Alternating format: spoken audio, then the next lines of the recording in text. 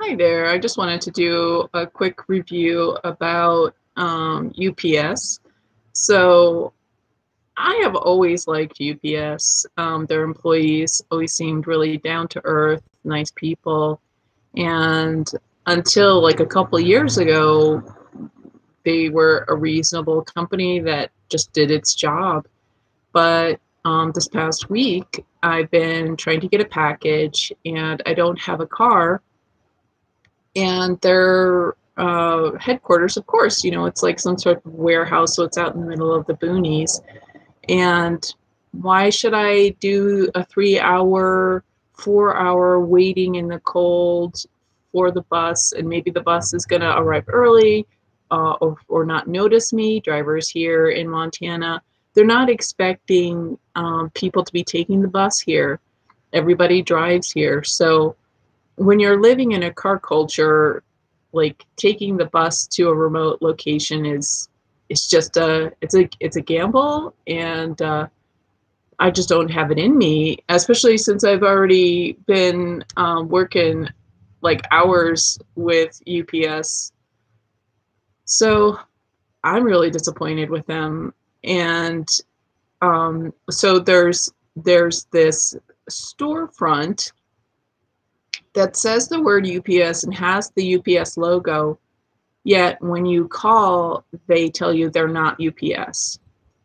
So, in my understanding, that's called false advertising. So, if you had just like some rickety sign saying, gamble here with your packages, then I'd know it's a gamble. But they've got, this established logo of UPS, but you call and then they tell you they're not UPS. And so they don't know anything. I call UPS and UPS doesn't even know anything because, of course, they're entry-level workers who aren't completely trained, who are just trying to make their minimum wage so they can barely pay their rent and barely, take care of their own stuff. So, of course, you're not going to get help at this call center that, is it who knows where. So yesterday when I did my first hour or so trying to deal with the UPS stuff, they said, okay, just do it online. So like I'm sitting here trying to learn the UPS terminology of what it is that I'm trying to do, or they're going to charge me $6. And it's probably $6 for something that they're not even going to do right anyway. And why should I charge? I mean, why should I be charged when they've already been paid? But I guess this is the new model, because if you look at the previous video I did about State Farm, so State Farm charges you $2 to get a paper bill or $1 to do an electronic withdrawal. So you have to pay State Farm in order to pay them. And I guess that's this new model. And good luck with that, because there's bound to be more like down to earth, sensible businesses out there, and I can only imagine that these deluded corporate executives who have their airplanes that they need to buy, and their yachts that they need to buy, and maybe their drugs and whatever that they need to buy. And so they just can't think of delivering their product without charging more. It's like you pay and then you have to pay to pay. You pay. I mean, I don't understand it, and to me that's like evil. Like the transaction's not done when you've made the payment. Oh no, you have to pay it. You have to make another payment. So this kind of goes into this notion of institutional narcissism, and it's even more than institutional narcissism, although it really does fall into it, because in a healthy relationship, everything is above board. It's clear. The rules are clear, and they don't change on you. But what I'm finding is in these, if you're trying to make like improve your life, and you're using these, you're getting insurance, or you're, getting packages for your business, and there's all this like chiseling going on, and it's just like, isn't like, if we look at the general demographic of people in the United States, are we like, is it like the 50s and everybody's flush with cash? Everybody's like gotten their houses taken care of and has a good job and has security? No, like people are stressed. People don't have what they need. And then all these businesses are trying to get like not only what they need, and they've boosted their prices to the max, because they're there about making more than enough profit and exploiting their workers. They got to exploit their workers because that's how they make a profit. They probably make more of a profit out of exploiting their workers than what exorbitant cheap fees they charge.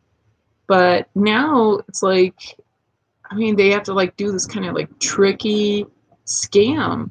It's like these established businesses are scammers now, and it's just disappointing. And so I mean, we know the United States Postal Service is questionable, and it's a gamble, and apparently they're run by, like, they're based in Switzerland, so it's not even a United States organization. But if you look at all of the facts about everything, it's nothing is as it seems. So, um, so my thought is that if you're going to send something in the mail, if you're not going to bring it there yourself, just let go. Like, you just can't trust it. And there's going to be some scam. Like, it's like we're in a third world country. Like, UPS is like a third world company. State Farm, it's a third world company, and we think we're in the United States. And I'm sure if somebody from State Farm or UPS was looking at what I'm just saying, they would say, you don't even know. I'm sure they've got plans to put us through more of this kind of crap, because we don't need you. We don't need you, State Farm. We don't need you, UPS. Like, if you're going to treat us that badly, we would rather not have that service. Life is better without you in our life, UPS. Life is better without you, State Farm, and all these companies that are egregiously negligent and abusive with their practices. Like, UPS had me going in circles.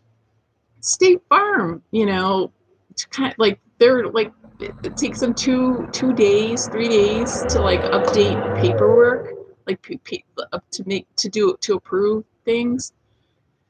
So, anyways, I don't know if anybody else has had aggravating, disappointing, abusive experiences with these big companies they're too big to fail. They're too big to have integrity. They're too big to deliver. They're too big to be expected to follow through on their promises. They're too big to be held accountable. They're too big to be responsible. So what these big companies think is, because they are so big, that they can get away with whatever. They can do whatever they want. Like my property management company. They think they can do whatever they want.